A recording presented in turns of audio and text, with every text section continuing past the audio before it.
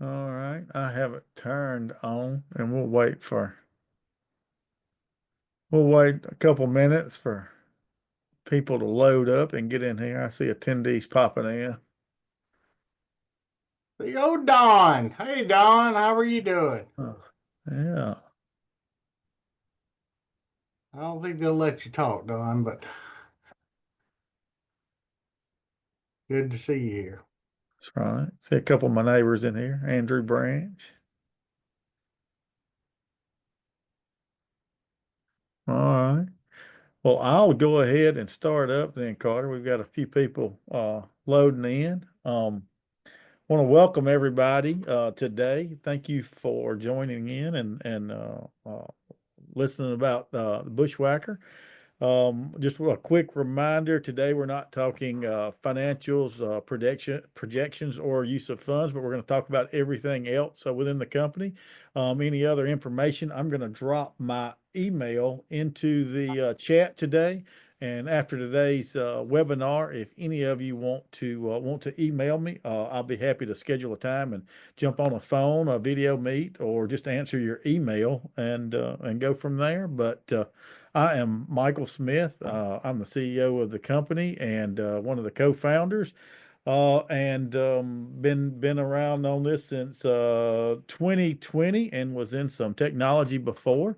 And then my co-host today is my good friend from many many more years than I want to mention. It's Carter Echols. You can go ahead and introduce yourself, Carter. Hello, I'm Carter Echols. Thank you for that introduction, Michael. Kind of reveal our age. Uh, yes, Michael and I have been friends since, I don't know, since I can remember walking. The late 1970s, I believe. I would think you're correct. We didn't need to say that. But, yep, turn it back over to you. All right. Yeah. So my experience as an entrepreneur, and like I said, I was in the tech field before this, and then started in the spirits industry. So marketing and sales was my largest background as the CEO of the previous tech company. And Carter spent 20 years in the CPG and retail, food and beverage industries, and that's one reason we ended up meshing together to start this, is we felt we both complemented each other really well, and have had a fun ride with this. But with that, I will jump on into the giving you guys a little bit of a history of the Bushwhacker cocktail. I imagine most of you in here are pretty familiar with it, or have had one in the past. Just a reminder, and for any of those who haven't, the Bushwhacker was first made in 1975 on St. Thomas in the Virgin Islands, as a down there at the ship store, as a little local take on the mudslide or the pina colada. Well, it spread really quickly into Florida and then the other adjoining states to that. And it was actually named after a little dog well, let's say a little dog, a Not a big dog little, down not a there. small dog, Michael. That's Come on. right. A big dog that was hanging around the bar down there, named Bushwhack, and that is the one of the uh, people who helped start the drink. Tom Brokamp told me the dog was in there, and that's what it got named after. There's been many festivals over the years, sailboat races, and lots of things that honor the cocktail, and that's how it's really created such a cult following that it has all throughout Florida, Alabama, the Georgia, the Carolinas, Louisiana, Texas, Tennessee, and even people visiting those coastal areas up in. We hear a lot of people from Michigan, Indiana, Wisconsin, and those areas that have been having Bushwhacker cocktails for 20, 30, 40 years. And this year is actually the 50th anniversary. So the Bushwhacker turns 50 years old this year, and we're going to have some fun with some advertising later this year on a little birthday celebration. It's become so popular that quite a few states it is ranking as one of the top search cocktail recipes on Google nowadays, and I would say that's saying a lot with as many of the cocktails that are out there. But anyway, all of this leads to the reason in 2020 when Carter and I decided to start it up and make it easy and convenient because it's such a hassle to make a really good bushwhacker yourself unless you've already got the ingredients. And we put it in a package and was going to see how people would like it and if they wanted to have it in a convenient RTD mode. And that leads us to the next little slide we're going to show here. That was Carter and I at the distillery in Jacksonville, Florida, that helped us make the first batch, our first 110 cases right there. And I think that is as soon as they all got boxed up right there and we were moving them from one pallet to the other, wasn't it, Carter? Correct. Very much so. Yeah. So we made that first 110 cases and then we decided to go show it off to distributors, even though it was right in the start of COVID. We were having to mail it around. And we were expecting to spend the next year showing it off, maybe getting one distributor to let us get it in a few, help us get it in a few retail stores, and then start looking to expand from there. We honestly weren't expecting to sell more than a couple of hundred, maybe those first 110 in the first 6 months to a year. And fast forward to 60 days after that, and the demand, we had two distributors on board. I walked into a store and saw a setup similar to this, and the demand were surpassing anything we could have dreamed of. And within the next 3 to 4 months, we were trying to figure out how we could make 2 or 3 thousand cases of it to deliver it to the Nashville, Tennessee area and the Pensacola area were the two places we established the first distributors. And we were trying to figure out how to make enough of it to send there. And fast forward about a year, and we were just holding on, trying to make as much as we could, weren't we, Carter? Very much. Yep. Correct. We knew we had something going on there. Well, we started selling it to 5 states fairly quickly, 4 or 5 states fairly quickly, and that was our original flagship product right there, which is the bottle that everybody's familiar with. We call that the original or the flagship. And then we started getting asked for different sizes and different formats. So we introduced a 50 milliliter about a year into doing this. And we had that in the original product for a few years. And then the bars and restaurants and several other places started asking us, hey, we are putting this in in our frozen machines instead of, just blending it with ice at home or pouring it over ice. We are putting it in our frozen machines, but we need a more convenient package than this 750 milliliter that we're pouring 10 of those at a time in our machine. So that's where we came out with the bulk package, which is a 3 liter bulk package for bars and anywhere that has the frozen drink machines. And it's a very easy mix and pour in the machine rather than having to make up the batches like a lot of bars have done in the past.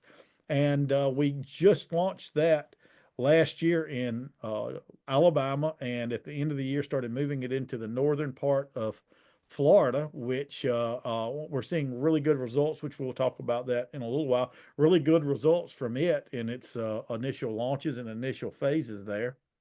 And we are planning to bring more products to the table. We've been asked by many retailers, hey, we would like a family of products here of coastal drinks.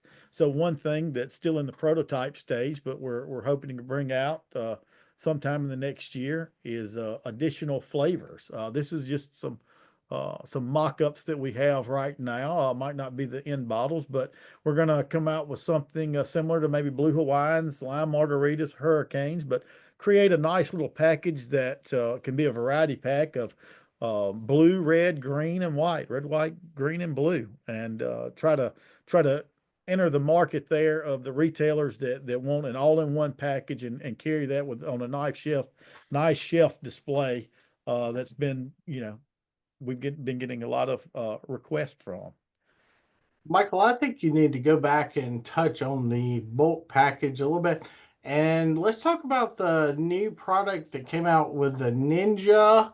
I'm not sure the name you call it. That's right. I've got one right here behind me. If I can, I don't think they can see it because of my No, we background. can't see that. Yeah, can't see it, but yeah, the Ninja little Ninja frozen machine has become a phenomenon. It's called the Ninja Slushy.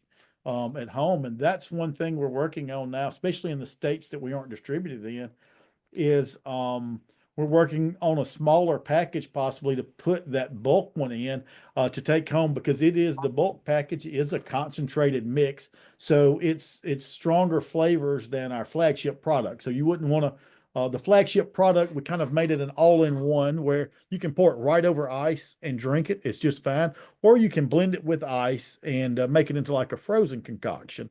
The one issue with that is people like to add in a little extra stuff once they mix it with ice, because it does dilute down the flavors slightly when you use it that way. So when we came out with a bulk package, we increased the flavor. So you wouldn't want to pour it right over ice and drink it. It would be really strong if you did it that way. But it's intended to be mixed half with water and half with our mixture into the frozen machine, or poured over ice and blended, like I said. The slushy machines, it comes Hold out. on, Michael. Hold on. We're getting somebody saying that your video is off and can't see you. I'm sorry to Oh, okay. interrupt. All right. Are they saying that they can't see the slides? They cannot see you. Oh, can't see me. Okay. Michael, it seems like your video is off. We No, just see the presentation. they can see the presentation. Yes, they can. Okay. Well, let me change my video a little bit then. I'm not sure. Looks good to me, somebody said. So, okay, I see both. Okay. Can everybody still see both? Holly, I would just ask you to look Okay. up. Maybe we're very small in the very top of this. Okay. All right. They said they see both now. Mhm. All right. Well, I'm anyway, sorry. Back to where we were. yeah, the Ninja Slushy. So Yeah, one thing Carter and I have been discussing lately that I think we're going to do is try to make a little smaller, maybe 1 liter package of that concentrate to be carried at grocery stores and possibly sold online for the states that we don't have distribution in, because I'm having one of these little Ninja Slushies, and I actually use it to go around and present this product to different restaurants and bars. And I'm in some Facebook Ninja Slushy groups, and I asked for some comments in there, and just have had thousands and thousands of people say we would absolutely love that, because Bushwacker is one of the things they have recipes for and come up with to make it, and we've got it in an all-in-one right there, just easy to pour. Speaking on that, I was actually talking with a retailer in Alabama where we launched it last year. He actually has a liquor store, but in Alabama, starting in January of last year, they allowed liquor stores to sell in Alabama to sell to go drinks. So he started selling the to go drinks. You can pull right through the drive through at his liquor store and buy you a to go drink that's the top of it's sealed. So you're supposed to wait till you get home to open it up. But he can pull it right out of his frozen machines. His name is Rocky Birch, and it's I don't know if anyone on here knows Monroeville or Monroe. It's a small area there, so we weren't expecting a lot from some of those stores.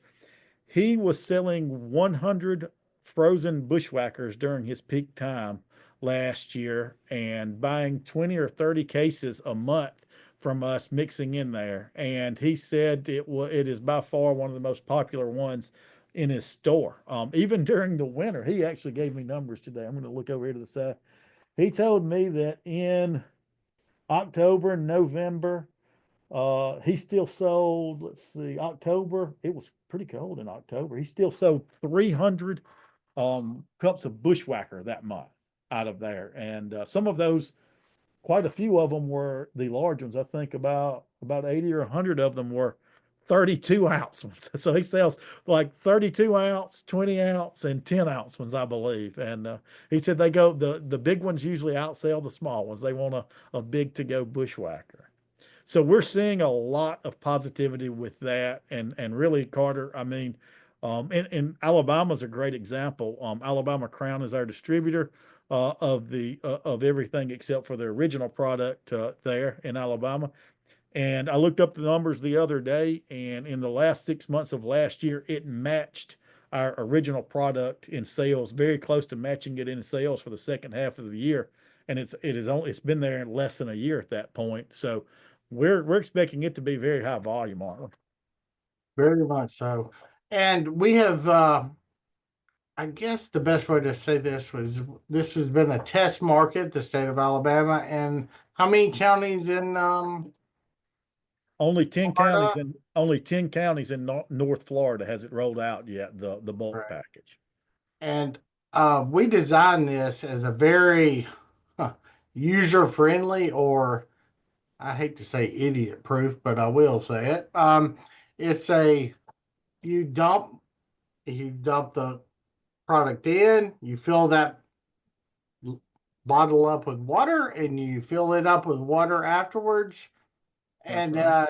it's a very it's I see exceptional growth in this. We've been very limited on supplying the whole state of Georgia. I mean, Florida. But Yeah. I think there's potential huge growth, right, Michael, for this A- in the state of Absolutely. Florida? Absolutely. We tried to strategically roll this out in some known markets so we could see what the metrics are. And it's been, we were wanting to see how it went organically. We haven't even really spent a lot of time, other than in my area and one other area, demonstrating this to a lot of the retailers. That's one reason I was talking with Rocky Birch today, is I'm going to drop by down there and video me and him talking about it, and show a little bit about what it's done, for how it's helped his business, how well the sales happen there for it, and so we can send that around to the rest of the retailers and the restaurants in Alabama. But it's in its early stages, and we're really expecting this to be a big hit. Is just we're solving an issue, or two issues. One is for anybody that doesn't have a nice frozen cream product, this, because it can be a headache for them to carry. I know some local restaurants here that were doing it when we originally launched this. I talked to them, and they were making their own bushwhackers in house. Well, the way they were making it wasn't shelf stable, so they were having to empty out their machines at night, put a few gallon jugs in a refrigerator and keep it in there, and then every other day it was going bad. This can sit on the shelf. It doesn't have to be in the cooler. Then it gets mixed with water. It goes in the machine. It's good in the machine for quite a few days, and it really makes it easy. And like you said, Carter, they don't have to worry about the recipe of 4 or 5 different things going in there, and which bartender or which manager is working tomorrow, and are they mixing all of that correctly. This is 1 part concentrate or 1 part water. Put it right in there, and it's ready to go in a easy. That's one reason we came up with that particular bottle too. Is we tested how big we could get, and still it didn't feel too heavy pouring it, and a really good handle, and actually had that. I think you had that bottle custom made for us, didn't you, Carter? Yes. Mhm. We found out real quick that the great state of Florida, which I live in, is you cannot sell anything over 3 liters. That's right. We We had to put it. custom make the bottle. Yes, they That's are right. very much. And let's That's move right. on, Michael. Yeah. We're bogged Yeah. down in We're talking yeah. about ninjas. All right. Bushwhacker. Anyway, all right. Moving on past the products, which I'm happy to discuss any of those products with you guys Right, too. right. Carter, can you drop my email in there? I don't think I have the question and answer thing opened up. If you'll drop it in the chat for everybody to see, um, Mhm. wherever that is, just I got it. okay. And you guys save that email and just shoot me an email. I'll schedule a time to talk with you. We can go through the products and all of this other stuff. But moving on to, we're considered an RTD, which means ready to drink. That's very similar to any of the canned cocktails you see out there, like the high noons and whatnot. We do have a very good kind of positioning there on walking the line. Is since we are cream liqueur with our original flagship version, and we're considered an RTD. It works great because we get put on 2 shelves in some stores. Some stores they'll put us with the cream liqueurs. Some stores they'll put us in the RTD, especially in the different format, the smaller format. So we actually do a really good job, I think, with this product of blending through a couple of different categories to kind of ensure that we get shelf space no matter what the retailer or what the distributor is looking for. And the RTD, speaking of the RTDs, that's a market that's growing. The current consumers are looking for more convenient way to get it to themselves, more convenient packaging. It's a lot less mixing at home. It's more buying RTDs and pouring it straight over ice or mixing very few ingredients with it. And as you can see by the slide I've got up there, is it's been growing every year since 2015, and it's projected to keep growing all the way through 2030, which we feel like we're positioning ourselves at the perfect time to be bringing a really high quality RTD with a really well known name to the market. And I think our past few years has shown that with the strong sales that we've had. Let's jump Sure. right on to speaking of, these are some retailers that are carrying us now. We're in Total Wines, Fine Wine, ABC Fine Wine and Spirits, Hy-Vee's, Winn-Dixie's, Rouse's Markets, Festival Brands up in Michigan. We're in some Walmart liquors, some 7-Elevens. So these are a lot of these are large retailers, large chains that it's really tough to get into. And with our strong following in some of the areas we originally launched in, we were able to get into some of these, and we're expanding throughout them and getting more locations every year with them. And this is something that was even a surprise to us. We're so happy that they took it, and it was consumer demand drove it. And we were really expecting quite a few years, weren't we, Carter, before we would be able to get into the Walmarts, the Total Wines, the Rouses, the Festival Foods. Very, yes, you're correct. And I would like to say Winn-Dixie has been a big part of Bushwacker in Florida. Um, wouldn't you? I mean, yes, we're selling more through Winn-Dixie and Total Wine here in Florida than we are in Yeah. a lot of other locations. Absolutely. And those stores have let us do tastings in them. That's been great. That's one thing that gives us a lot of confidence in this product is everywhere that we're able to do tastings and give out free samples, the purchases just go up, which the motto is get the liquid to the lips and the sales will follow. And that's happening in the stores. And it's really helped us keep shelf space with some of the ones, especially like Total Wine. When we participate and do the tastings, and they see that once people taste it, they go buy a bottle and come back to buy another one.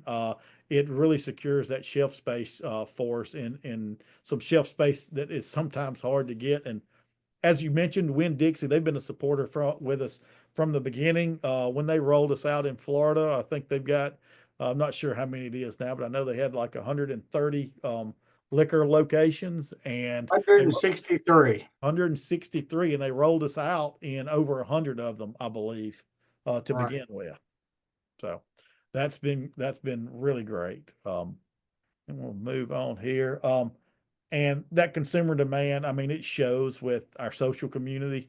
We every day that we get on there, making sure we're talking to the fans of the Bushwacker, the people that have bought Bushwacker, and we just try to communicate as well and respond to as many comments as we can. And we're overwhelmed trying to keep up with the number of people sending us recipes, pictures of the bottle, and that was our hopes from the beginning with our flagship original product. Carter and I sat down in our the beginnings of it, and we were like, what type of package do people want this Bushwacker in? We know they love Bushwacker already.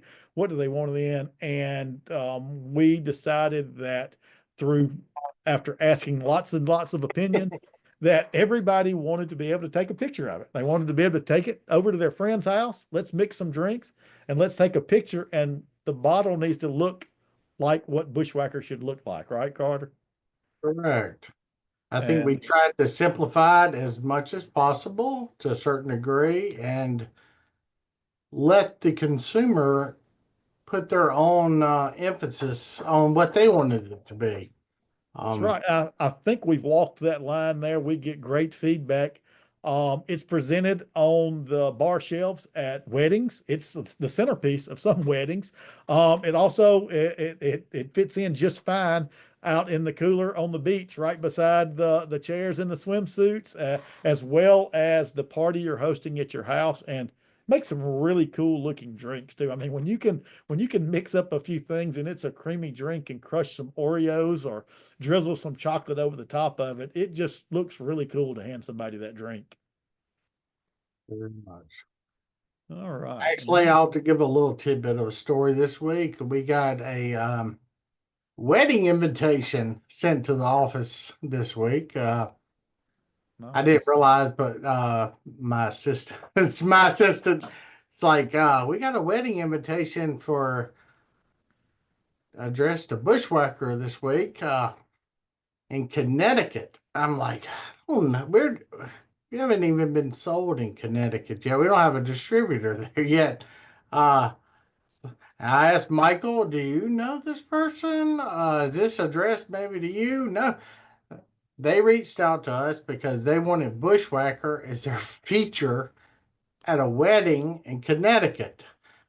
Um, I have tried to reach out to this person that sent the invitation, trying to get some information, but very interesting that they're already wanting it in Connecticut. I love that. I love that. I love that Bushwhacker itself is taking on a persona that people are inviting Bushwhacker to the wedding. I love that. I get that's the request I get probably more than anything on social media is where they can buy a large order of it in order to take to a wedding, and they like to take the little 50 meals and mix them in with some sort of gift, and then they like to make some sort of food and beverage mixture of some cake or some little cake balls and with a little shot of bushwhacker or something like that. Uh, Yep. we once the band outpaced Carter and I originally were making it in Florida. The creameries where they make a lot of the product that goes into our recipe. We, as you can see right here, I think I can make that. Well, I can't make the video run, but that's a really good representation. That picture showing up right there of the partner that we're getting to help bottle our product now and their capacity. So we've set this up over the last few years. Carter has spearheaded the manufacturing setup, and we are getting ready to really penetrate as hard as we can once we ramp up production. And we've got our manufacturing partner ready to go. We've got our distributors in place, and that's what Carter and I have been working on really hard. And what we're doing, some of the new funding for is to start ramping up and be able to supply the areas and really penetrate the ones we already have, as well as supply the ones that we've recently started to roll out. Which I'll jump ahead and show here's just some examples of demand in different locations. And this is a little old. We probably got more in each one of these, but I know when I ran the report several months ago, this is a great example of different locations just carrying our original product. This is only the ones carrying the original. And as you can see, all that's a lot of liquor stores there. And with the new products that can be carried in places like Florida and Alabama and Georgia by the grocery stores and the convenience stores rather than just the liquor stores, this number will expand. It already has in Alabama quite a bit. I think this doesn't even represent the new product that we rolled out last year with that. And this is a good example here. The dark the dark states there are the ones that we have some presence in. There are some like Illinois and whatnot that we've only rolled out in partial part of the state. And once we up production, we'll be able to roll out in the rest of there. But the last 2 years leading up to 2024, 132% increase in the retail points of distribution, and really trying to capture as much of this growing RTD market as we can, and position ourselves to be. I mean, we're one of the few similar products. No, we're the only Bushwhacker out there, and one of the few similar products in the RTD space that has this type of flavors and this type of uh, fan following to begin with. All right, let's move on. This is showing right here when we were speaking earlier, Carter, driving the liquid to lips, the tastings there, a great example of the stores that let us send people and set up in there, and how people love to have their picture taken with it. As soon as they drink it, they buy. I mean, you do a lot of these right around Sarasota there, Carter. And I mean, you can tell me, I mean, it just drives sales like crazy once they can taste it in the store, doesn't it? Right. I'll throw a shout out to TJ Tastings that we hired to.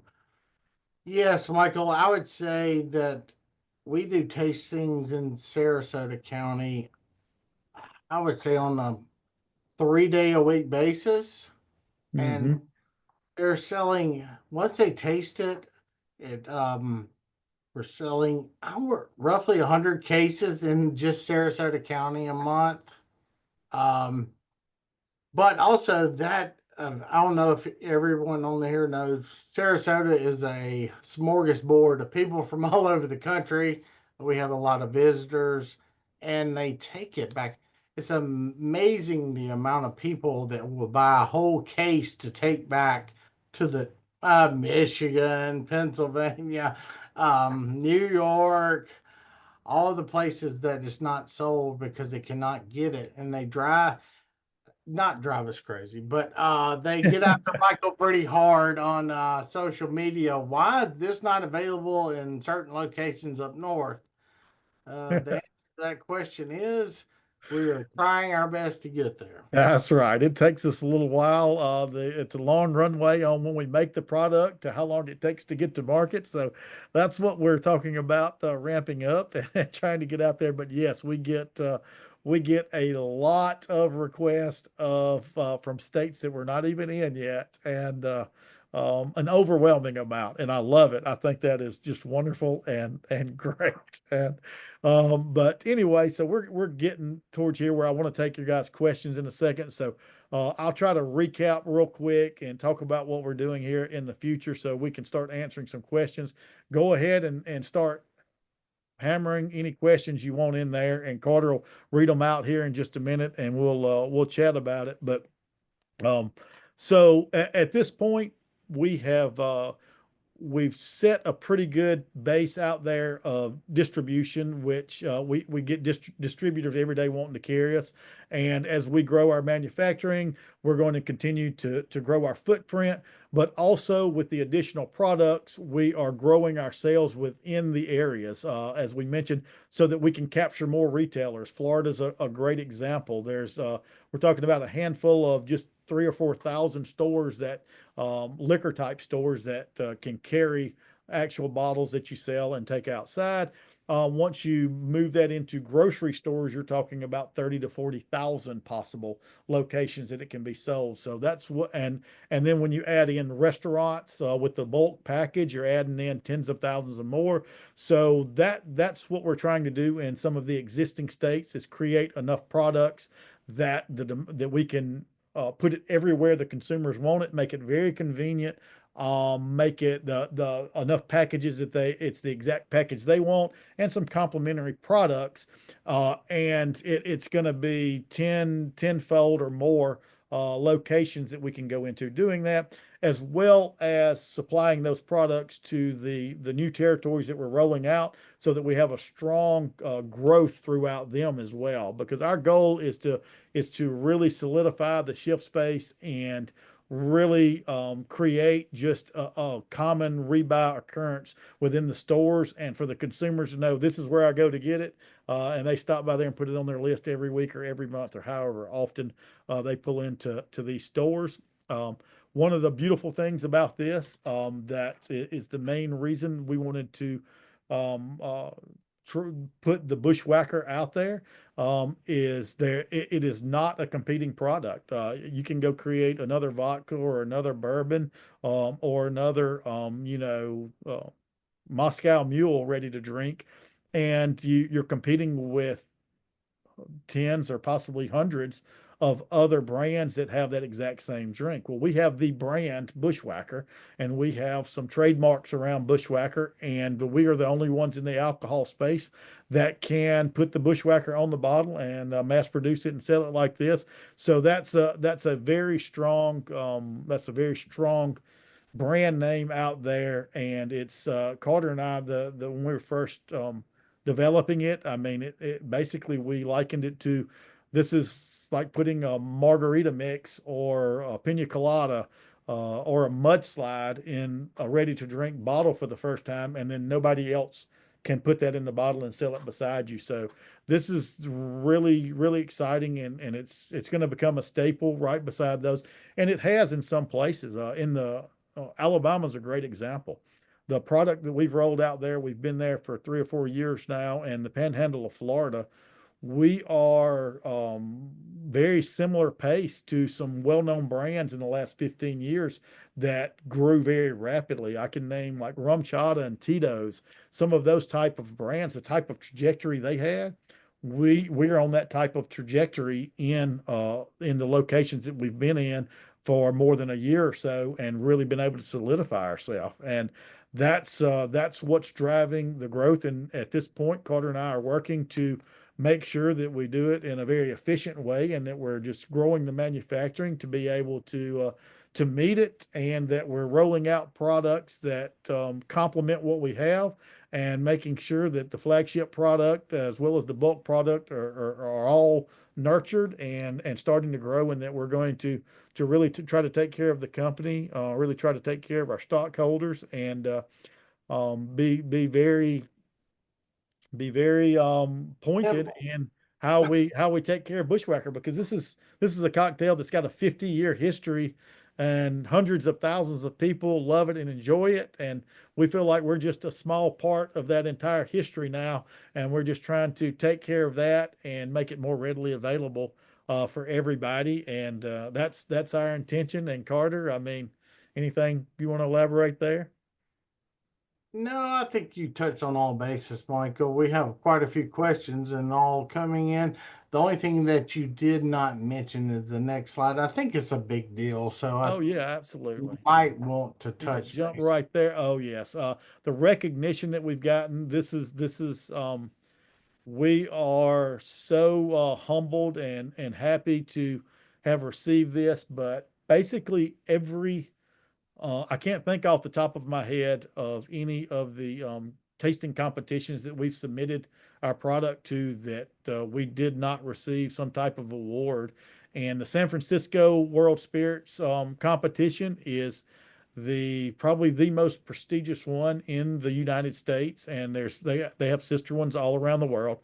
And not only did they give us double gold, which means every single judge that tasted it gave it a gold, the highest medal they can give it. So to get a double gold, it means every single judge rated it a gold. And then we were told in April of last year is when they gave that to us.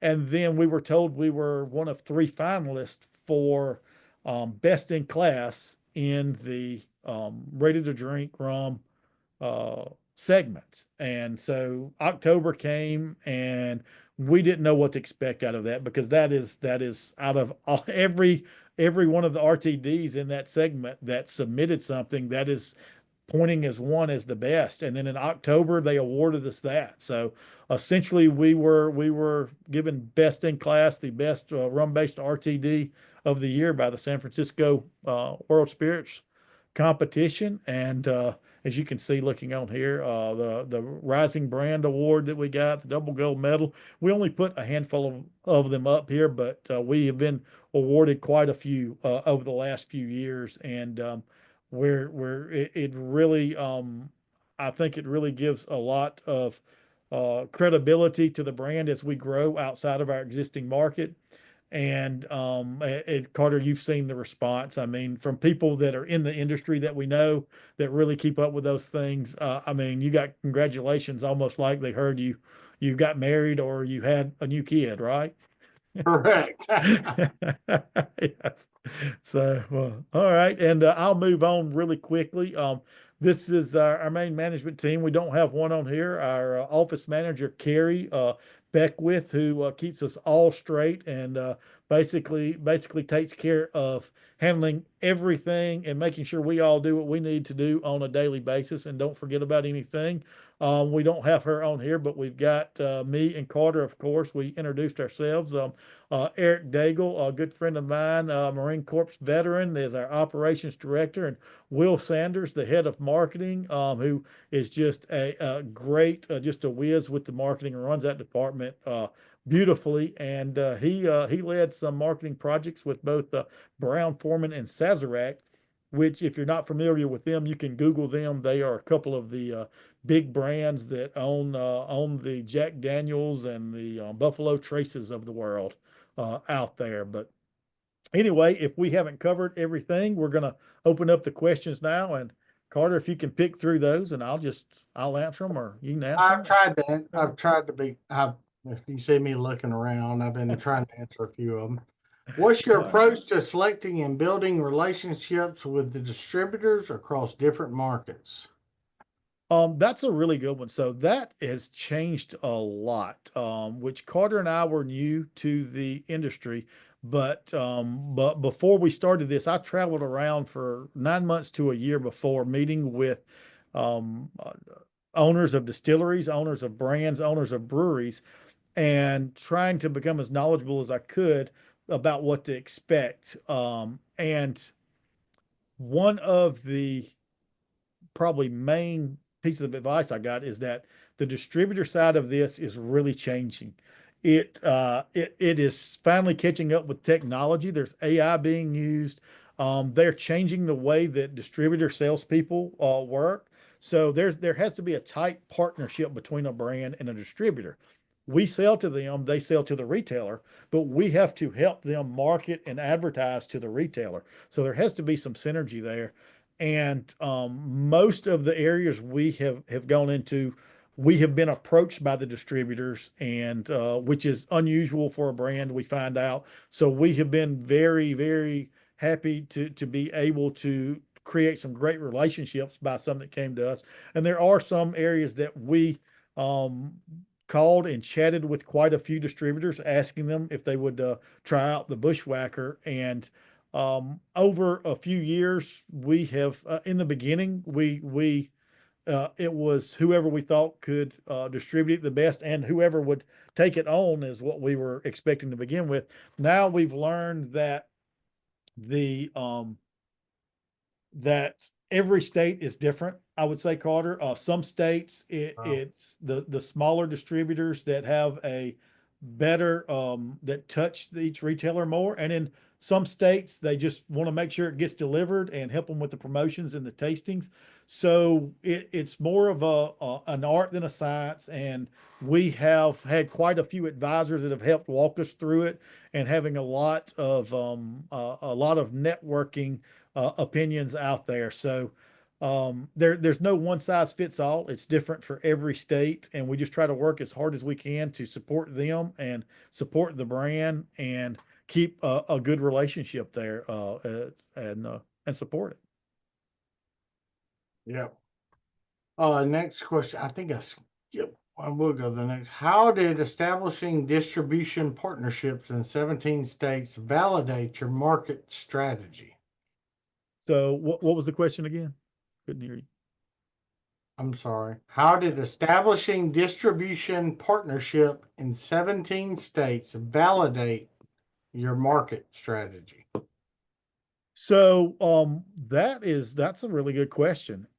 The our market strategy has it has evolved over time. To begin with, we wanted to get in the core states that we knew Bushwhacker was really well known. Florida, Alabama, Georgia, Mississippi, Louisiana were early targets, but we also wanted to make sure we were with the right distribution partners.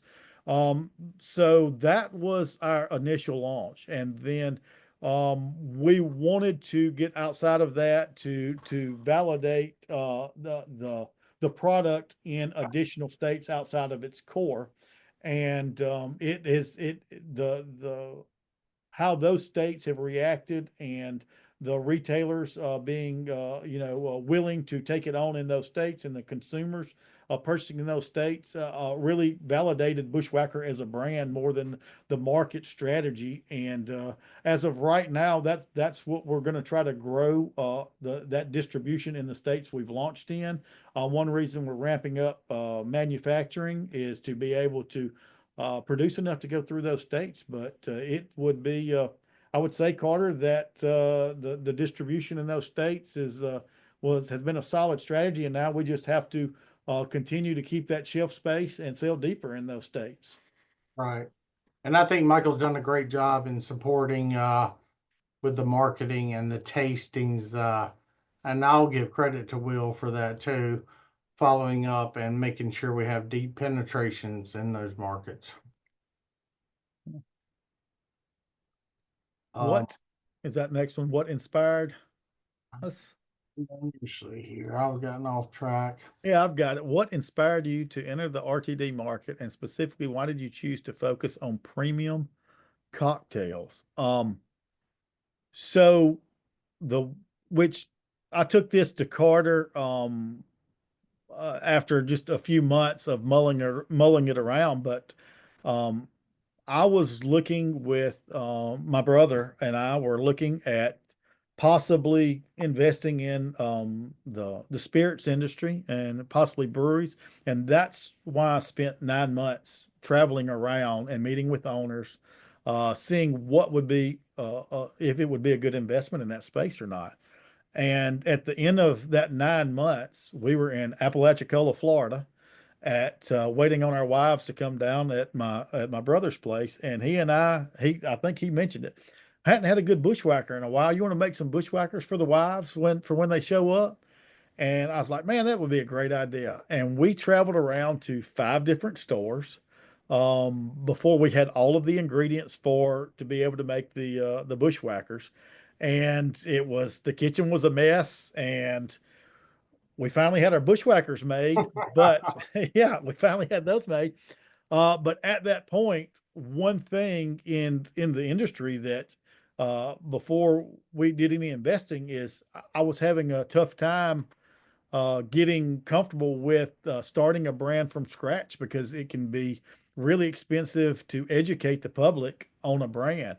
And he and I sat there and held up that drink and said, wouldn't it be nice if this was all these ingredients were in one bottle right here, just like a margarita or a pina colada or a mudslide? And that was kind of the light bulb moment is why hasn't anybody done that? And I was like, man, after traveling around to find something, a brand that or a cocktail that nobody has put in a mass bottle like that is to me was like finding an Easter egg in the bush. I was like, this is it. This is what I believe we'll do, and it's something that I grew up with and was passionate about. And before that moment, had never really thought about it, and then stopped in to see Carter in Florida and mentioned it to him, and then met him at an airport in Atlanta and showed him very rudimentary sketches of these products going into something.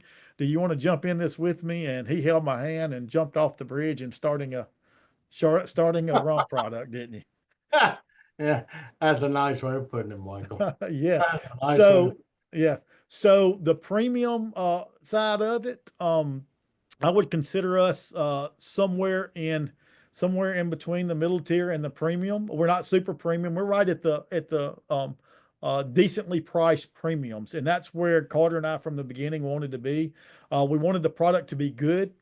We did not want to make anything that anyone would taste and say this is not quality. So number one factor was quality, and then after that, we wanted to keep it as affordable as possible.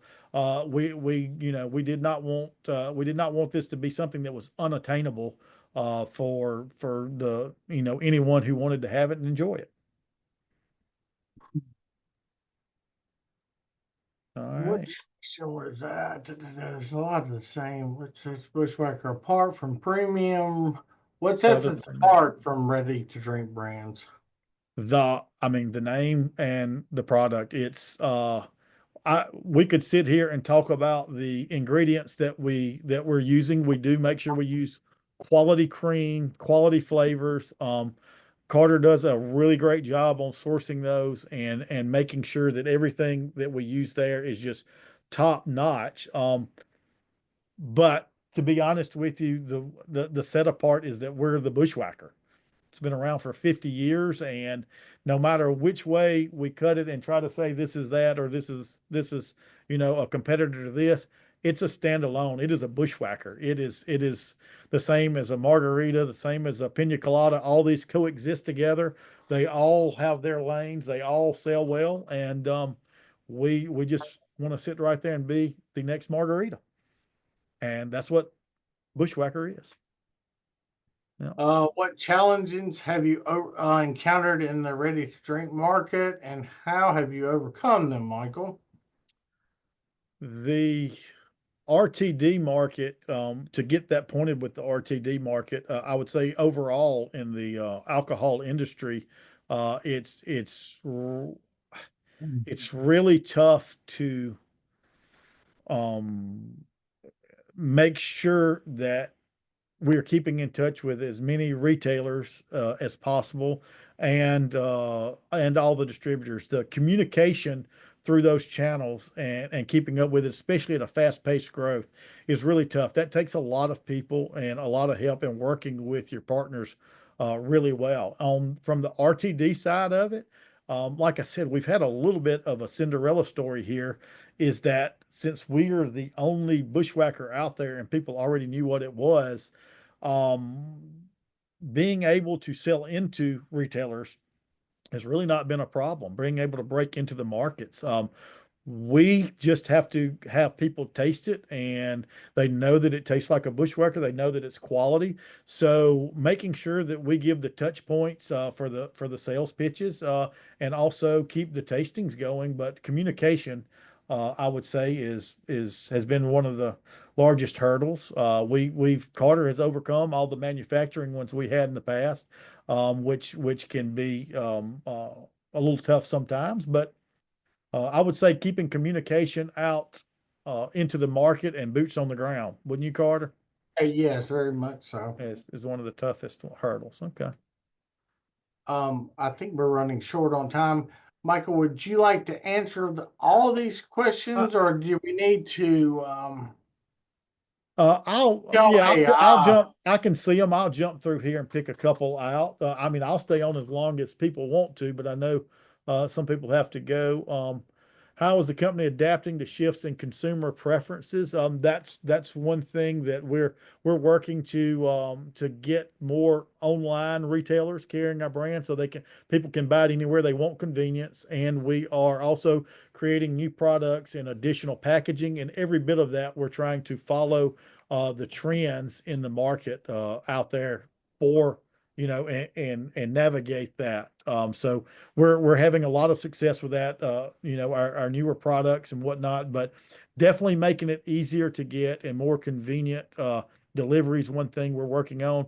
A lot of our retailers deliver, but we're working really hard to make sure that everywhere in the United States can order it online and have it delivered. That's where a lot of the market is heading towards. Um, very good point. Yep. yeah. What investments Bushwacker Spirits made in the marketing, operations, and consumer engagement technologies? We've got all of that stuff going on. We can see the sales as they're pretty much as they're happening from the distributors. We do tastings. We use pretty much all of the tools that are available out there because Carter and I want to see it in as real time as possible and get ahead of any changes in the market. But there's quite a lot of tools that Carter and Will could list off to you here, but we you can email me. We could talk more about that if you'd like to one on one. Let's see. I think that let's why. I think the Any next one, Michael. So, why are you still working on distribution for Bushwhacker? Why would you not want to expand into another beverage and the competitive counterpart? Why not work on what is winning and focus on the expansion instead of diluting your time and energy on other beverages? Oh, that is a great question. Yeah, I think it's one of the Yeah, best ones we've that's a got. great one, and one internally that we had to answer as well. So we have run up on some opportunities to take over some shelf space that is families of products, and we believe that it's good enough opportunities to pursue and create the family of products that the retailers are asking for and that they won't. So it is going to get us additional space and create a segment there that the brand Bushwhacker is on. And as far as diluting our time and energy, we're going down a path with that it really doesn't dilute that very much. Once the prototyping is done, it actually increases the efficiency of some of our sales because we right now that is one hurdle out there. And we spoke of the tastings and whatnot. Companies that have 50 brands or 50 different products, they hold a tasting and they have 6 or 7 products on the table at the stores. And let's say that tasting costs them $200 or $300 to put on. Well, they're able to spread the expenses of that over all those products and all that shelf space there. With us having a single flavor and a single product, it makes it more challenging for the metrics to work out to be able to host the tastings, and being able to increase that through additional products that bring additional sales will actually make it more efficient for us. And that's one reason you see a lot of partnerships with dual brands and whatnot that we've also done in the past, because it's the market out there is just full of people that own multiple different brands and multiple different products. And there's a reason for that, and it's because it becomes more efficient on the expenses. And I think the last question, Michael, on here is one of the most important. How do we purchase a share? I think that might be Absolutely. my favorite question of the whole thing. Yeah, absolutely. Carter, can you also put the link right there? Let's put it in that answer and in the comment section here. We can put a link right to our funding page. Do you have it handy there? Not really, but I I can think find I it. do right here. Let me see. And while we're talking amongst ourselves, any patents on this product? Oh yeah. That so the food and beverage products do not get patents unless there's some specific process, but a recipe you don't get patents. What you do get is trademarks.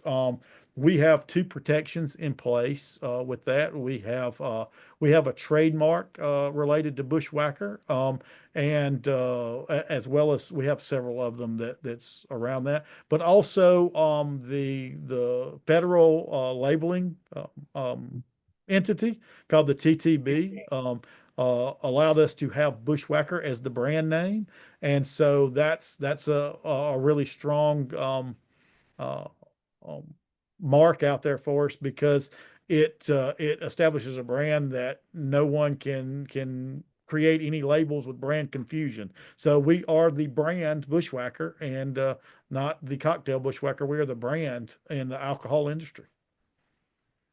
All right. And let me see right here in the comments. I just put, there we You go. did. I'm There's the sorry. link. And I'm going to put my email again. I would encourage anybody here in here to please shoot me an email, and I would be happy to take some time to we'll find out time and chat with you and answer all of your questions. I love getting on the phone and chatting about this, and I would be happy to do that. I'm also going to put it, Carter, in the on the answer. Let's see, here we go. There's that, if everybody can see it. All right. Is that gonna about wrap it up, Carter? We've taken up about an hour. Said that we just had one last one with be a All right. webinar on finances. Uh, I would have to say that these webinars by the SEC guidelines cannot have financials in them. Yeah, we stay away from that, but email me and we'll talk as much as we can about that. I'd be happy to get on the phone and discuss as much of that as we can, and again share, which on that offering page it's got that. And but yeah, looking forward to it. We're looking to grow the brand and grow value for the brand. We're what we're wanting to do is create a valuable brand here that is really strongly positioned in the market, and that we can have a really good value for it and our investors. That's what we're going for. We thank you for everybody that has joined. I see some people on here who've already joined us. I thank you so much, guys, and anybody that's looking forward to doing it. Email me. We'll chat. If you have any questions, please email me, and we're completely open here, and we'll chat with you about anything you want to.